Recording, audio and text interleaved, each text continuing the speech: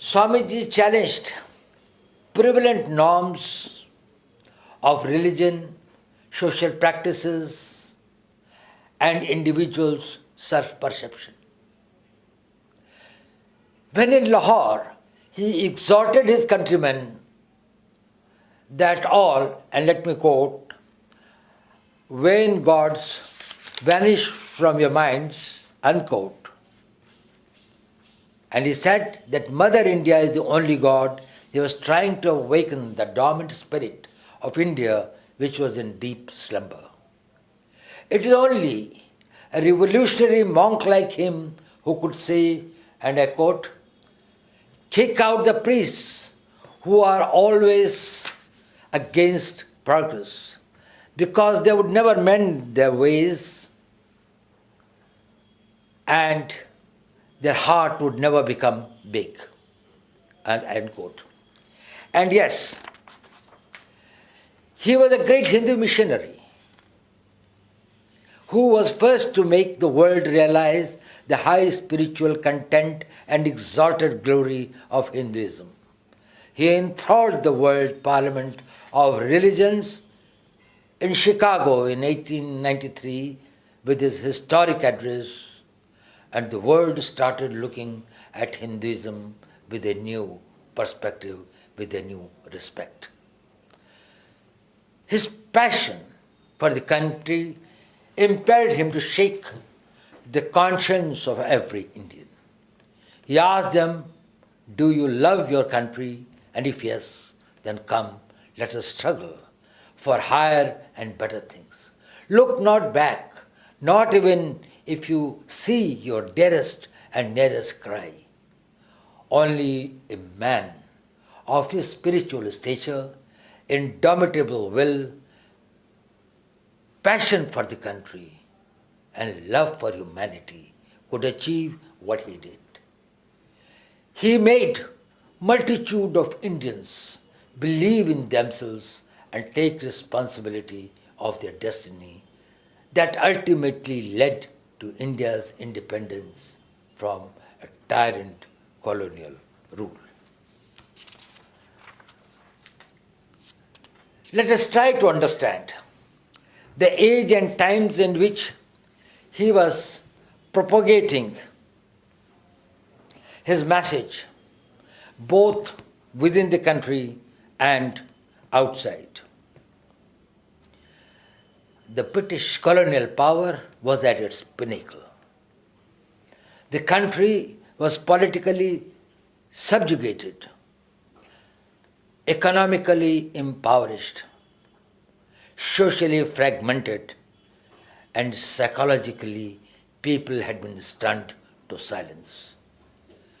Major portion of the country had been usurped by the British through deceit, deception, and make Indians fight each other. 1 crore Indians, 5 times of what COVID-19 has killed all across the world.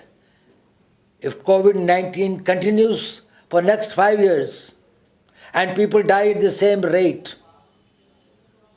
probably it will equal to the number of people killed. Friends, the struggle of life is all about converting the state of being into a state of becoming. That is changing the present, the existing ones, to your aspirational levels. Those who are able to do it are successful, and those who fail to are the losers. Let me tell you a very interesting anecdote of my life.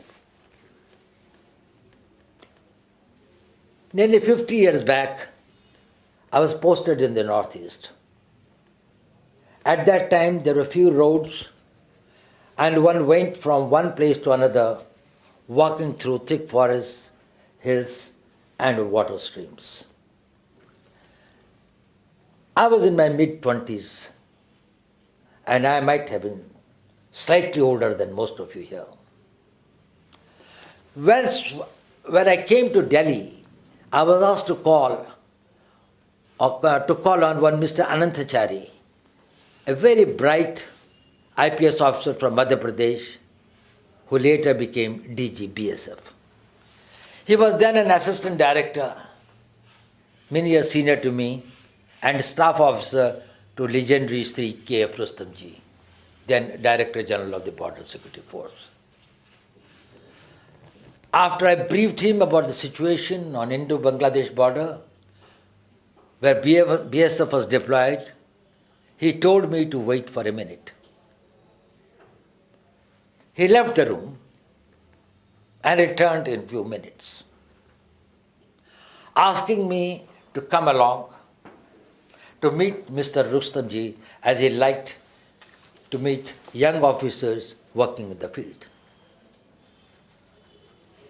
Mr. Rustamji told me some inspiring words and then asked me, "Do you sometimes lose your way in the hills and mountains when you have to walk through the far-flung areas to visit your border outposts in an insurgency-affected area?" The solution to the caste problem in India is not to degrade the higher castes, but to raise the lower up to the level of the higher. Well, friends, we Indians of today are very fortunate. We are living and breathing in a free India. We are on the threshold of a great leap forward. Indian youth of today is globally competitive, full of confidence and bursting with energy to march ahead. I also see strong new surge in our youth to carry the nation forward with a new passion of patriotism. Imagine a country of 1.35 billion, of which 65% are below the age of 35 today, forming the world's biggest youth bulge. If they all decide to collectively put their energies and work towards making India great and strong, where will our country be? If they all work with a single goal of nation building, your generation can play a seminal role not only in transforming India at a pace and in a way as never before, but also the world at large. I felicitate all of you on this day, on this very special occasion, and wish you a great success in meeting your aspirations for yourself and your motherland.